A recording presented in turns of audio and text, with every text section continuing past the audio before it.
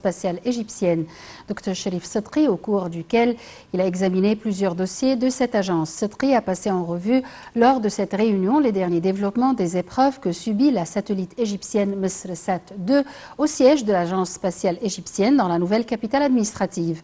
Il a mis l'accent sur les expériences qu'avaient acquis les cadres égyptiens travaillant pour l'agence grâce à ces opérations exécutées en coopération avec les experts chinois.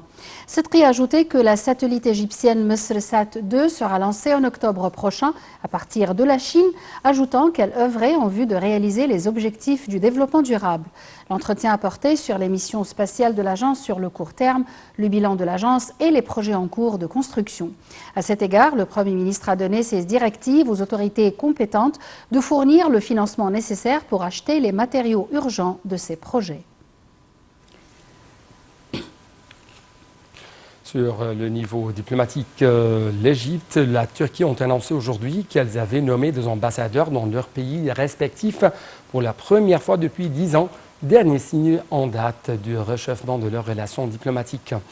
Le ministère des Affaires étrangères à Ankara ont déclaré que l'Égypte, ou plutôt que l'Égyptien Amr El-Hamahmi avait été nommé en Ankara et le Turc Saleh Mutlu-Sen au Caire.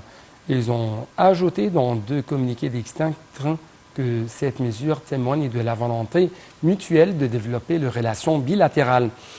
Les premiers signes d'un dégel de relations sont apparus en mai 2021 lorsqu'une délégation turque s'est rendue en Égypte pour discuter d'une éventuelle normalisation.